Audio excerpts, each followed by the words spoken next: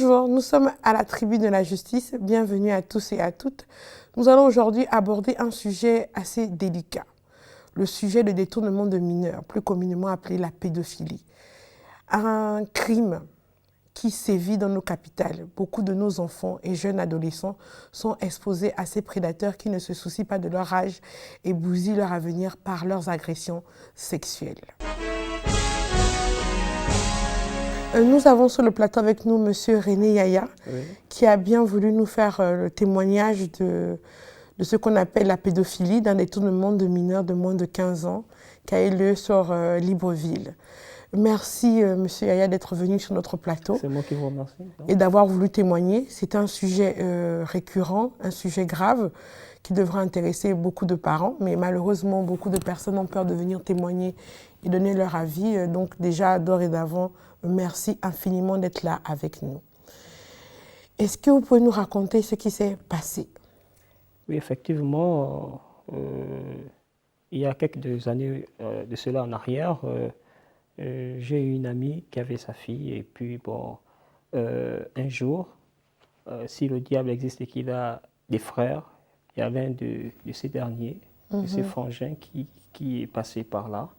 Un jour, pendant qu'on était à la maison, à côté du quartier, donc, du terrain familial, il y avait alors là, à l'époque une maison abandonnée dont les travaux n'étaient pas terminés. Et donc, pendant qu'on était tous là, on a été alertés par le cri de la fille de cette dernière. Donc, nous avons tous couru. Et là, le malfrat, qui n'avait pas encore, notamment, attiré l'enfant par des petites gâchettes, notamment des bonbons, l'a amené dans ce lieu hostile et a voulu perpétrer son acte sexuel. Mais est-ce qu'il avait déjà pu la pénétrer? Non. Et on rend grâce à Dieu pour cela d'ailleurs. Bien entendu. Il n'a pas pu faire passer à l'acte. L'enfant a crié. Et c'est ce cri-là qui a permis à ce que nous puissions qui a alerté les riverains, voilà, et aller mettre la main sur lui. Et au cri de l'enfant, il a pris la fuite parce qu'il a pressenti que là, c'était tellement fort et ça avait alerté le voisinage et tout le monde. Et vous avez trouvé l'enfant dans quelle position? Elle avait ses sous-vêtements ou elle était déjà nue? Plus ou moins descendue, mais il faut quand même dire qu'elle était plus ou moins très, très, très effrayée. Et donc, elle était... elle tremblait, elle était en état de choc. Voilà, donc c'est après Mais heureusement qu'elle avait la présence d'esprit de crier, parce que si elle n'avait pas crié, tétanisée par la peur, il aurait pu perpétrer son acte. Le pire devait arriver. Donc, on l'a mis la main sur lui. La population, enfin les riverains. Et excusez-moi de vous interrompre, quand vous l'avez trouvé, il avait déjà la braguette ouverte, oui, la braguette ouverte. Il avait déjà enlevé la ceinture. La ceinture, oui, déjà enlevée et la braguette ouverte. Donc, en fouillant même, il a attrapé déjà le pantalon qui était déjà... Pendant qu'il courait, voilà. il était en train de se rhabiller. Il essayait de remettre les choses en place. Et il avait quel âge, ce monsieur? À cette époque, il pouvait déjà dépasser la quarantaine. Seigneur Jésus-Christ. Il pouvait dépasser la quarantaine. Et la victime avait quel âge? La victime était dans les 4 ans, 5 ans. Donc 4 ans avec un monsieur de 40 ans, voilà. Donc c'était vraiment assez touchant. Bon, vous savez que dans nos quartiers un peu populaires, lorsqu'on attrape un tel individu, il y a d'abord cette soif de justice populaire. Et donc les gens commençaient un peu à mettre la main sur lui. Et, vu même que c'était un homme de la loi, puisque je pense que quand on est plus ou moins militaire ou bien dans un corps habillé, je pense que c'était un corps habillé. On est censé nous appliquer et protéger la population et tout. Et donc, non être le bourreau de la population. Effectivement. Donc, la population essaie de mettre la main sur lui et puis bon, on est venu, on a calmé la température pour l'envoyer au commissariat le plus proche. Et donc là, la procédure, malheureusement, n'a pas suivi comme il se doit, parce qu'on s'est senti lésé, certainement que ce dernier qui avait d'abord également des pratiques fétichistes, parce qu'on estime que c'est en rapport avec cela que le gars a perpétré ce genre d'action pour peut-être... il était un ganga. Voilà. Il avait même le corps de garde à côté ou c'était des rumeurs qui couraient sur lui? Non, il faisait des pratiques, il faisait des bains pour des femmes, voilà, qui veulent... Qui veut le savoir, mari, voilà, des qui veut la blancs, voilà. chance, qui veut la... Il faisait des genres de pratiques comme ça. Donc, on peut déduire que c'était certainement pour ces fins-là qu'il fallait certainement aller vers une petite fille pour prendre ce qu'il avait à prendre. Mais c'était un voisin de la cour commune, c'était quelqu'un que vous connaissiez, Oui, ou il habitait un peu plus loin de l'endroit où vous étiez, vous? On peut dire dans le même quartier, mais quand même un peu éloigné, mais au moins on se riverain. Voilà, c'est quelqu'un que les enfants, vous savez, parce que ces gens de diablotins, parfois ils utilisent la malice et forcément avec les enfants, tonton, c'est pépé, voilà, c'est forcément, il amadoue les enfants à travers déjà que les enfants sont innocents, ils ne pensent pas à mal. Ils ont une certaine affinité déjà, donc ça peut toujours, on ne sait pas qui est, permettez de l'expression, timbré dans sa tête, qui a des bonhommes qui ne va pas assez bien. Et donc, il peut être avec nous, il peut être là, mais il a des arrière-pensées malsaines comme ça. Et puis bon, il profite de l'occasion de ce que les enfants sont déjà en sympathie avec lui. Et puis maintenant, il propose des choses. Et puis bon, nous, on ne s'imaginait pas ce jour-là, en suivant la télé, que celui qu'on appelait autrefois, que les enfants appellent tonton papy, pouvait avoir... Avec ce genre de pensée lubrique. Voilà. Sur des filles prépubères. Hein. Voilà. Et comment va la jeune fille? Est-ce que vous avez des nouvelles de cette petite fille? Qu'est-ce qu'elle est devenue? Est-ce qu'elle se souvient toujours de cette agression ou elle a pu dépasser ça? Elle s'en souvient toujours. Elle s'en souvient quand même. Elle a toujours un peu de souvenance. Voilà. Mais je pense que le côté frayeur, peur, elle a pu quand même se réadapter. Voilà. D'accord. Parce qu'il faut dire vraiment, elle était crispée et même à l'approche d'un homme. Hein, n'importe quel homme, elle était déjà braquée. Déjà très facteur, mais je pense que par la grâce du Tout-Puissant, les choses sont rentrées un peu dans l'ordre. Aujourd'hui, de 5 ans qu'elle avait, aujourd'hui, je crois qu'elle est déjà pratiquement à 15 ans aujourd'hui, donc 10 ans sont passés. Donc, je pense que les choses sont rentrées dans l'ordre. Est-ce qu'on a qu'à essayer de la faire suivre par un psychologue? Non. Oui, nous sommes en Afrique, mais c'est important parfois parce que ces sévices ne partent pas totalement et ils peuvent avoir des répercussions plus tard sur sa vie sexuelle d'adulte. Hein. Donc ce monsieur n'a même pas été mis en garde à vue? Non. On ne vous a même pas appelé pour la confrontation, pour témoigner? Le problème s'est passé comme ceci et c'est fini. Je pense que ce qui est peut-être favorisé, c'est qu'on en reste là. C'est peut-être parce que, au-delà des petits préjudices qui est resté chez la victime, il y a eu plus de peur que de mal. Et vous savez qu'en Afrique, quand il y a cette situation, on parce qu'il n'y a pas eu la pénétration. Voilà. Mais il y a eu une tentative. On aurait pu le laisser tranquille, au sens de la loi, si il avait cessé l'acte à cause d'un fait indépendant de sa volonté. Est-ce que vous comprenez ce que je veux dire? Ça veut dire qu'on parle de tentative quand la personne était en train de perpétrer l'acte et il a stoppé à cause de l'intervention d'un élément extérieur. Donc, s'il n'y avait pas eu cet élément extérieur, il aurait commis l'acte. Donc, il doit être poursuivi de la même manière qu'une personne qui a commis l'acte. Est-ce que vous comprenez ce que je veux dire? Je comprends tout à fait. Parce qu'il n'a arrêté l'acte que parce que la petite a crié et qu'il a senti que les gens arrivaient. Mais si la petite n'avait pas crié et que les gens n'étaient pas arrivés, il aurait sans doute continué. Donc, qu'il y ait eu pénétration ou pas, on peut dire au sens de la loi qu'il y aurait eu pénétration s'il n'y avait pas eu intervention des riverains et le cri de l'enfant. Voilà, en fait, ce que je tentais aussi à dire, c'est que peut-être, si les choses sont pas allées peut-être un peu plus loin aussi, c'est du fait que ce n'est pas un inconnu d'abord, et que les familles se connaissant... il y a eu un arrangement à l'amiable? On peut dire ça comme ça. Et combien est-ce qu'on débourse pour le traumatisme que cette petite fille a subi? Bon, aujourd'hui, malheureusement, ça n'a pas de prix. C'est clair. Ça n'a pas de prix. On souhaiterait, c'est que de tels individus puissent être mis hors d'état de nuire. Tout à fait. Et surtout, n'aient plus accès aux enfants. Voilà. Parce que quand on réussit, par la grâce de Dieu, à mettre la main sur un de leurs parmi tant d'autres, il faut quand même déjà prendre toutes les précautions au fait que ça alerte ceux-là qui ont l'élan de poser de tels actes. Malheureusement, je crois que en l'amenant au commissariat, en fait, ça n'a pas suffi. Et puis, comme je disais déjà plus haut, que ce dernier était un collègue à eux, certainement. Donc, n'ayant pas les mêmes bras, voilà, la les loi choses est se sont pour tout le passées, monde, hein. voilà. Bon, là.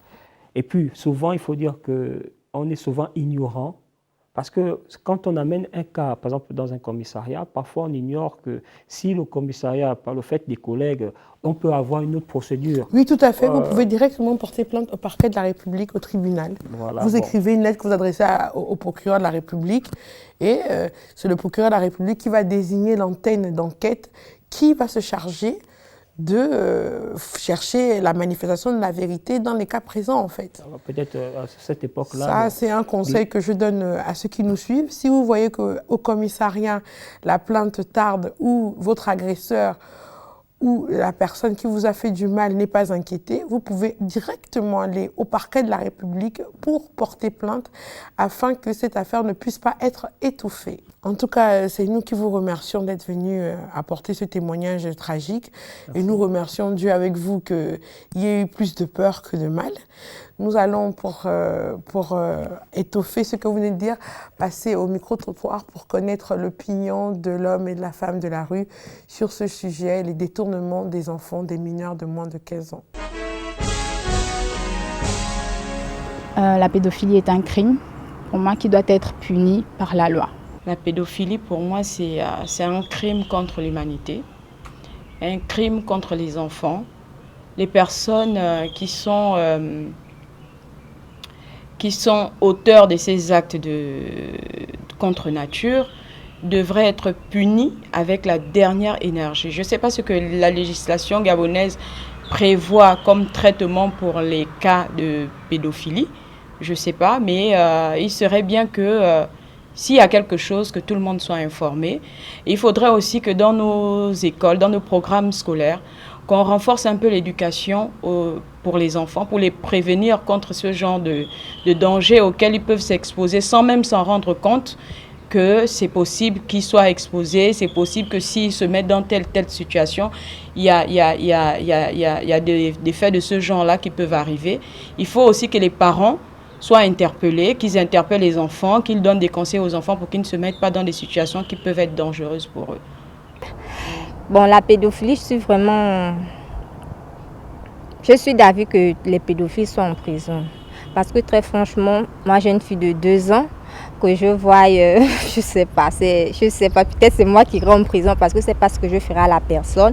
Et par exemple, je suis dans une ONG. Avec Linda, on a ouvert une ONG, Presium Doloris.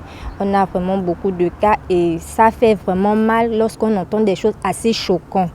Je ne pense pas qu'un pédophile peut être en liberté. C'est assez douloureux. Et j'ai même appris une histoire d'une amie que le papa a pu abuser de sa propre fille de 5 ans. La maman a mené les preuves. Ouh là là, au tribunal, comme j'étais au tribunal hier, c'était affreux à voir. Donc, avis personnel, la pédophilie, je ne suis pas pour. Voilà, voilà l'avis du micro-trottoir qui est comme d'habitude toujours très édifiant. Mais il y a une chose qui me gêne. Je pense que ces personnes, ces pédophiles, ces prédateurs continuent à sévir parce qu'effectivement, les gens n'en parlent pas. Les gens ont honte. Les gens pensent qu'en disant que ma fille, mon enfant a été violée, c'est une honte pour la victime. Et ça, il faut vraiment que cette idée cesse. Il faut déculpabiliser la victime. Oui, bon, au fait, c'est selon ici l'éducation. C'est selon l'éducation parfois que la victime a reçu qui joue. On a vu des personnes être victimes de viol et même à la maman, elle ne peut pas dire. Elle part se confier peut-être à quelqu'un d'autre. Et bon, tout ça, c'est parfois la relation parent-enfant. Tout ça raconte. Tout à fait. Voilà, tout à donc fait. Je me dis que la chose est vraiment sérieuse et il faut peut-être dire aux parents aujourd'hui d'avoir une certaine intimité avec leurs enfants. Discuter avec les enfants. Parler de sexualité. Leur expliquer qu'on n'a pas le droit de toucher leur sexe, qu'à part maman, la nounou, aucun autre homme ou aucune autre femme n'a le droit de toucher ton appareil génital. Enfin, Voilà. chaque moment donne un nom à cet appareil. Le zizi, le pipi. Voilà, et sans vous couper, vous voyez que même dans certaines familles, on a des cas où parfois c'est même le père qui abuse ses enfants. Oui, même l'oncle. Et même quand la fille a ce courage de venir se confier vers la maman dit non. C'est tragique. Et il y a des situations comme ça. Et donc, vous voyez que c'est un peu difficile. Je pense qu'on doit être rééduqués tous. On doit encourager les personnes à discuter, à dialoguer avec leurs parents, avec leurs enfants. Et peut-être au-delà aussi des parents maintenant, parce que quand dans la cellule familiale, on est rejeté, on est stigmatisé, parce qu'on se dit peut-être que tonton ne peut pas faire ça, tu mens et tout. Alors peut-être informer les gens sur qui s'adresser dans de telles situations, informer la population. Par exemple, si une fille est violée dans sa propre maison par son père, elle peut s'adresser à qui? Vraiment. Mais vous savez, pour ne pas vous interrompre, moi j'ai eu un cas comme ça, c'était à Lambaréné, un cas qui m'a ébranlé, qui m'a traumatisée personnellement. C'était une maman qui avait eu une fille d'une précédente union et qui vivait avec un monsieur avec qui elle avait eu 2 autres enfants. Elle était mousson-fille, c'est-à-dire qu'elle était en train d'allaiter le dernier né. Donc, les enfants dormaient au salon pendant qu'elle dormait dans la chambre. Donc, sa fille de 8 ans, son fils, je crois, de 4 ans, ainsi que son concubin, dormaient au salon pendant qu'elle dormait dans la chambre avec le bébé, puisque le bébé faisait du bruit et tout ça. Et pendant qu'elle était en train d'allaiter, elle a entendu le bruit de la porte centrale. Comme elle allaitait, elle ne pouvait pas arrêter son allaitement pour aller voir ce qui se passait. Donc, elle a fini d'allaiter, elle a fini de faire dormir l'enfant. Et ensuite, elle allait voir ce qui se passait au salon. Elle se rend compte que son concubin est là, son fils est là, mais sa petite fille n'est plus là. Donc, elle se rend compte que la porte est ouverte, elle réveille tout le monde, on commence à chercher l'enfant, on ne trouve pas l'enfant. Donc, elle va au commissariat avec la police, chercher la police pour expliquer que sa fille a disparu. Quand elle revient avec les gens de la police, ils trouvent l'enfant devant le perron avec une voisine. L'enfant est en train de perdre tout son sang. Wow. Elle est presque en train de tomber. Elle est dans un état de choc profond, elle est presque au bord de l'évanouissement. Et la voisine lui racontait que non, elle a entendu quelqu'un gratter à la fenêtre et quand elle l'a ouverte, elle a trouvé l'enfant dans cet état. C'est pourquoi elle l'a emmené chez sa mère. Donc la mère soulève l'enfant et se précipite à l'hôpital avec son enfant. Et les policiers qui restent commencent l'enquête. Comment une petite fille de 8 ans s'est retrouvée à l'extérieur dans cet état. On se rend compte que le père, le beau-père, a de la boue sous la plante des pieds. Okay. Et le slip de la petite fille se retrouve sous son matelas. Donc on lui demande, mais que fait le slip de votre fille sous votre matelas? Oh non, elle avait chaud, à un moment donné, elle l'a enlevé. Mais vous, pourquoi vous avez la boue sous les pieds et tout ça là? Et c'est là où, sous la pression des agents, il avoue que c'est lui qui a violé l'enfant parce que la mère étant mousson-fille ne voulait plus satisfaire sa libido. Wow. Donc, qu'est-ce qu'il a fait? Il a soulevé l'enfant de nuit, il l'a emmené à la poubelle, là où tout le monde jette les ordures. Sur le tas d'ordures, il a violé l'enfant. Et il a violé avec une telle brutalité, que la séparation entre le vagin et l'anus a rompu. Waouh, ça c'est terrible ça. Une petite fille de 8 ans, d'où la gravité du saignement.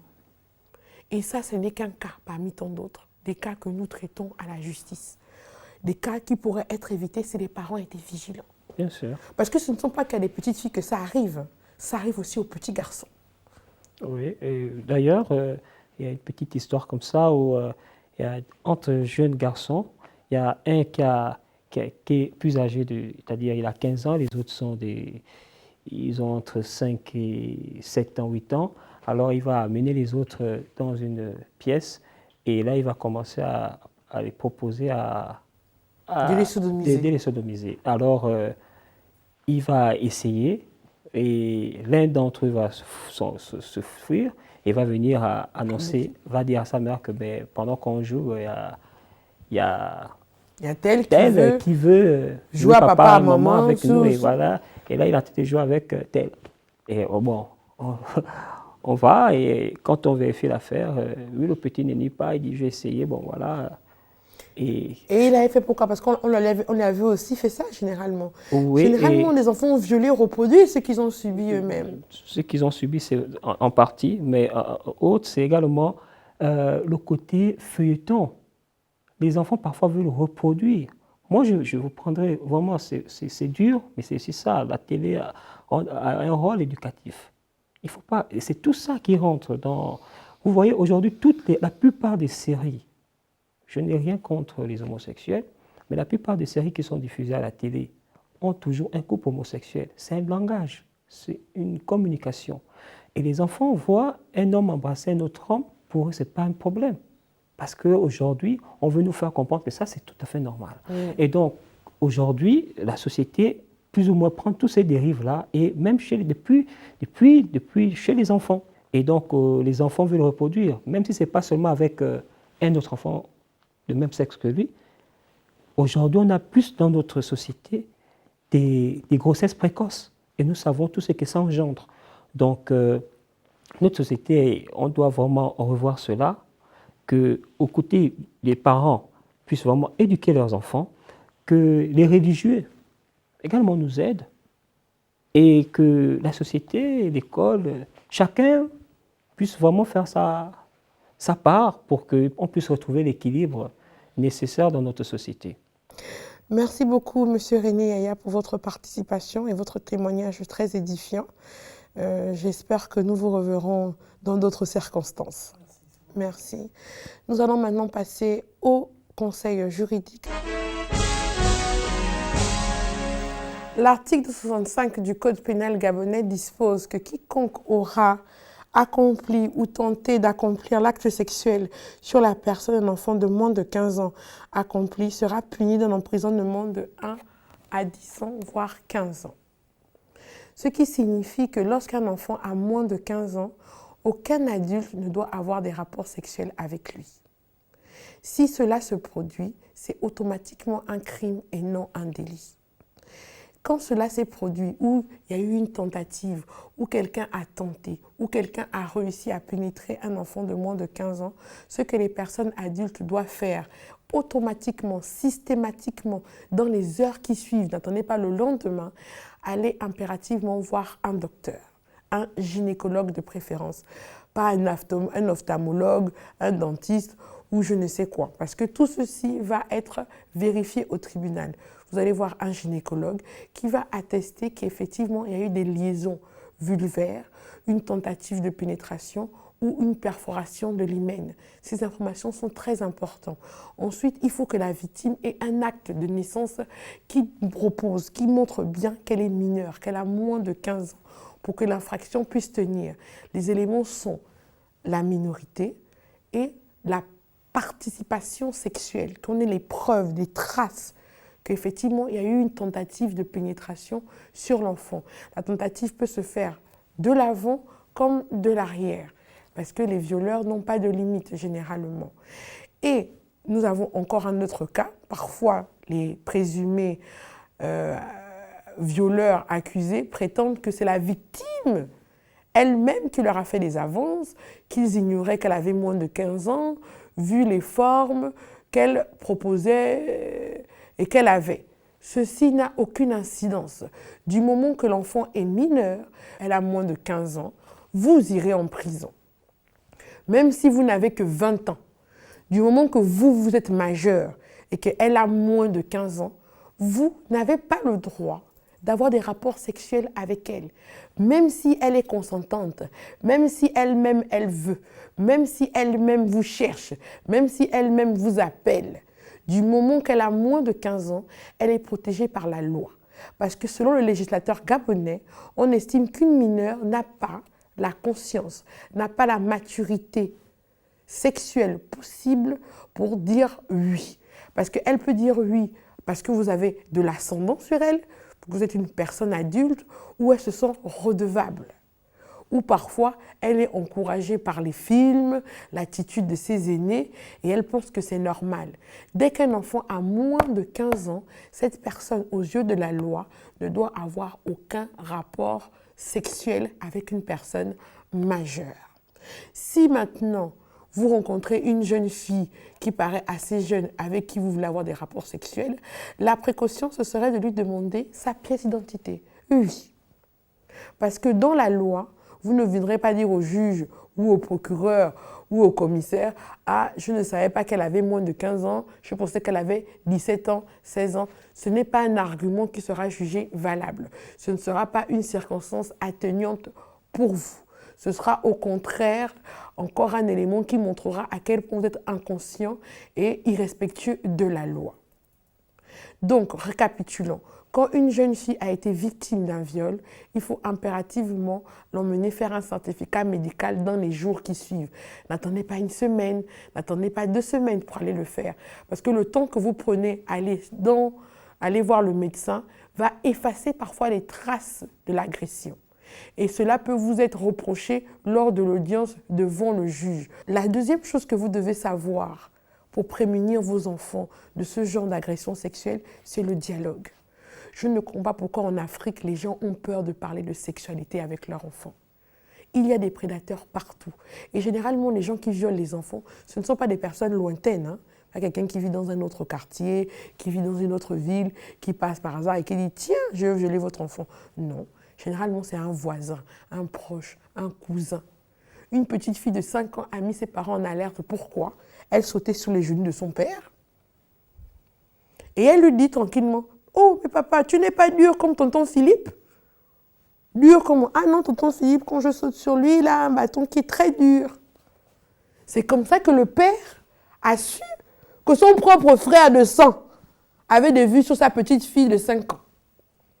Il faut déjà dire aux enfants que votre zizi, excusez-moi l'expression, personne ne doit le toucher à part moi, la maman, ou la nounou qui vous lave. N'acceptez même pas que le père lave l'enfant. Ça risque de fausser le rapport qu'a l'enfant avec la sexualité. Parce que quand un père a l'habitude de laver son enfant, un enfant peut trouver normal qu'un autre homme décide de la laver, malheureusement. Donc, il faut mettre déjà des barrières. Il faut apprendre à vos enfants à venir dialoguer avec vous. Parce que ces violeurs, qu'est-ce qu'ils disent parfois aux enfants? Si tu vas dire à ta mère ou à ton père que je t'ai violé, tu vas mourir ou je vais les tuer. Parce que le modus operandi de ces violeurs, c'est ça. Va m'acheter la cigarette, va m'acheter les bonbons. Quand l'enfant va acheter la cigarette, va acheter les bonbons, quand l'enfant revient, il attend déjà dans la chambre, nu. L'enfant rentre, oh tonton, voilà les bonbons, viens un peu. Il a déjà tiré l'enfant, il l'a violé. Il suffit de 5-10 minutes d'inattention.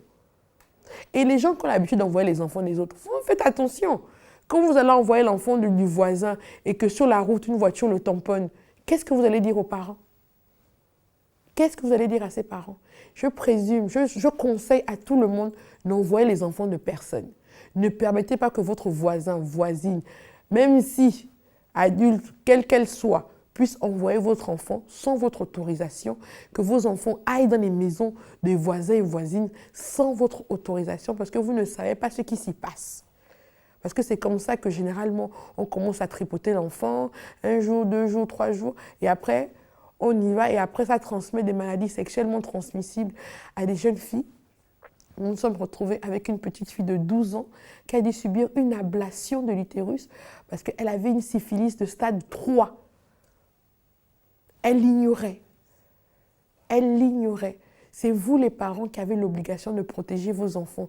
Le monde que nous vivons aujourd'hui n'est plus le monde d'avant, où tout le monde était solidaire, où le grand, l'aîné, la tante, l'oncle était une personne de foi en qui on pouvait avoir confiance. Certains violent par libido, certains violent par besoin ritualiste, certains violent par des besoins fétichistes, ou certains violent par curiosité. Mais que vos enfants ne soient plus leurs cobayes. Donc pour ça, faites cesser le silence. Quand quelqu'un le fait, prenez même des photos, exposez-les dans le quartier. Ne laissez pas cette personne en paix. Cela doit cesser. Les enfants sont faits pour être des enfants et non pour être des objets sexuels. Si vous avez des avis, des conseils, des questions à nous poser, vous pouvez nous contacter aux numéros et aux adresses qui s'affichent en bas de l'écran et nous vous répondrons dans les plus brefs délais. Merci. N'oubliez pas, la loi est dure, mais nul n'est censé l'ignorer.